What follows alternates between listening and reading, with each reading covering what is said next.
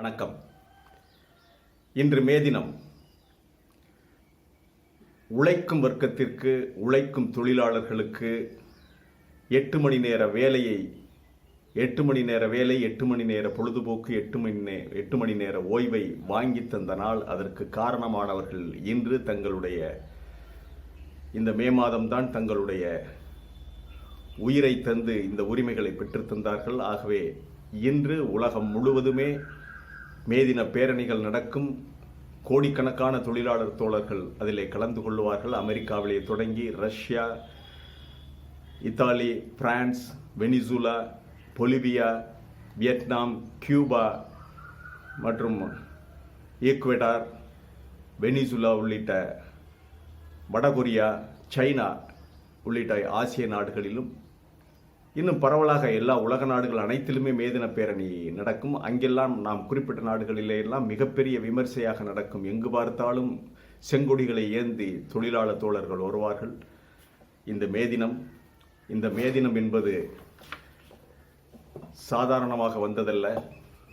அதற்கு முன்பாக, இந்த உரிமைகளை பெறுவதற்கு முன்பாக தொழிற்சாலைகள் இவையெல்லாம் அமெரிக்காவிலே மாஃபியாக்களின் பிடியிலே தான் இருந்தது. மாஃபியாக்கள், கேங்ஸ்டர்ஸ், அவங்க தான் தொழிற்சாலை நடத்தினாங்க. சாராய அதிபர்கள். அங்கே வேலை பார்த்த தொழிலாளர்களுக்கு, அங்கே மட்டுமல்ல ரஷ்யா உள்ளிட்ட ஐரோப்பிய நாடுகளுக்கு தொழிலாளர்களுக்கு எந்த உரிமையும் கிடையாது. 18 மணி நேரம், 20 மணி நேரம் வேலை வாங்கினார்கள். சரியான சாப்பாடும் கிடையாது. கோதுமையோடு மரத்தூளை கலந்து ரொட்டி சொட்டு கொடுத்தார்கள். குளிருக்கு பாதுகாப்பான ஆடை கிடையாது, ஓய்வு கிடையாது. இப்படியெல்லாம் இருந்த தொழிலாளர்கள் தொழிற்சங்கங்களை அமைத்து போராடினார்கள்.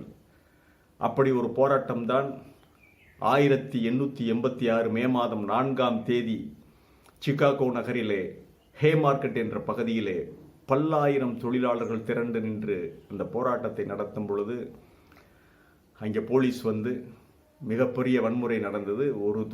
யாரோ ஒரு தொழிலாளி வெடிகுண்டு வீசியதில் 6 போலீசார் இறந்தார்கள். போலீசார் திருப்பி சுட்டதில் 30க்கும் மேற்பட்ட தொழிலாளர் தோழர்கள் இறந்தார்கள். அதில் கலவரத்தை தூண்டியதாக அந்த தொழிலாளர் போராட்டத்தை முன்னின்று நடத்திய அகஸ்டஸ் ஸ்பைஸ் என்ற தொழிற்சங்க தலைவர், அவரோடு சேர்ந்து 3 பேர் அவர்கள் கைது செய்யப்பட்டு விசாரணை நடந்து 1887ஆம் ஆண்டு மே 11ஆம் தேதி அதே ஹே மார்க்கெட்டிலே பல்லாயிரக்கணக்கான தொழிலாளர்கள் மத்தியில் தூக்கிலிடப்பட்டார்கள். அந்த தூக்கிலிடும்போது ஸ்பைஸ் சொன்ன ஒரு வார்த்தை இன்று வரை அதுதான் உயிரோட்டமாக இருக்கின்ற அந்த சொல்லாட்சி. நான் போகிறேன், அது ஆபத்தானது தான். நீங்கள் என் குரல் வளையை நெரிக்க முடிவு செய்து விட்டீர்கள். இனிமேல் என் குரல் ஒலிக்காதுதான். ஆனால் அதுவே பேசுகின்ற பேச்சை விட பன்மடங்கு வன்மையானது. அதாவது என்னுடைய குரல் இனிமேல் ஒலிக்காது, மரணம் அதற்கு முற்றுப்புள்ளி வைக்கும். ஆனால் அதுதான் பேசுகின்ற பேச்சை விட பன்மடங்கு வன்மையானது என்று மிக ஆணித்தரமாக சொல்லிவிட்டு தூக்கு கயிற்றை முத்தமிட்டு தூக்கிலே தொங்கினார். அதன் பிறகுதான் மிகப்பெரிய போராட்டங்கள் நடந்து அவர் சொன்னபடியே அந்த குரல் வளையை நெரித்த சம்பவம் மரணத்தை விட வன்மையாக மிகப்பெரிய அளவிலே போராட்டங்கள் வெடிக்க காரணமாக இருந்தது. தொழிலாளர்களுக்கு 8 மணி நேர வேலை கிடைத்தது, 8 மணி நேர ஓய்வு, பொழுதுபோக்கு கிடைத்தது. இதையெல்லாம் சொல்லும் பொழுது கமலஹாசனையும் நினைவுபடுத்த வேண்டிய ஒரு வாய்ப்பு வருகிறது. ஏன்னா அவர் நடித்த அந்த அன்பே சிவம் படத்தில் அந்த மேக்கப் பார்க்கும்போது அடிபட்ட ஒரு தோழர், ஒரு நாயை தோழனாக அழைத்து கொண்டு ஒரிசா போய் அங்கே உள்ள தோழர்களை சந்தித்து ஒரு கம்யூனிஸ்ட் எப்படி இருப்பானோ அந்த மாதிரி மிக அற்புதமாக நடித்திருந்தார். எப்பொழுதுமே இப்போ தொழிலாளர் தோழங்கிற போது அதை கமலஹாசன் தான் நமக்கு ஞாபகம் வருவார். அந்த அளவிற்கு அந்த படத்தோடு ஒன்றி போய் அவர் நடித்த படங்களிலே எல்லாம் இடதுசாரி கருத்துக்கள் வந்தால் ரொம்ப அற்புதமாக நடிப்பார். அபூர்வ ராகங்களில் பிரசன்னாவாக நடிப்பதாக இருந்தாலும் சரி, இப்படி இந்த படத்திலும் நடித்திருந்தார். அன்பே சிவம் ஒரு அருமையான ஒரு தோழராக நடித்திருந்தார். அதே போல் அந்த காலகட்டத்திலே வந்த படம் ஐவி சசி இயக்கிய ஈநாடு. ஒரு இடதுசாரி சிந்தனைகளுக்காக எடுக்கப்பட்ட படம்.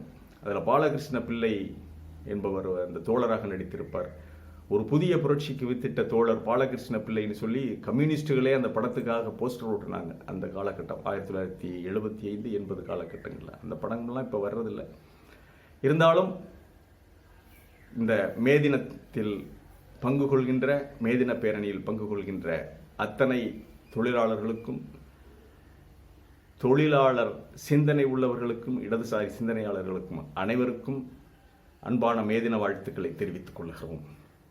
இந்த நாள் இனிய நாளாக வலதுசாரிகளை ஓட ஓட விரட்டுகின்ற, வலதுசாரி சங்கிகளை, முதலாளித்துவவாதிகளை ஓட ஓட விரட்டுகிற ஒரு நன்னாளாக அமையட்டும். மீண்டும் ஒரு காணொலியிலே சந்திக்கிறேன். இது வாய்ஸ் ஆஃப் தமிழ் வழங்கும் பேச்சுரிமை சேனல். பேச்சுரிமை சேனலுக்கு மறக்காமல் சப்ஸ்கிரைப் பண்ணிவிட்டு பெல் பட்டனை அழுத்துங்கள். அப்போது தான் நம்ம வெளியிடுகிற காணொளிகள் உங்களை வந்து சேரும். கமெண்ட் செய்யுங்கள், ஷேர் செய்யுங்கள், பிடித்திருந்தால் லைக் செய்யுங்கள். நன்றி, வணக்கம்.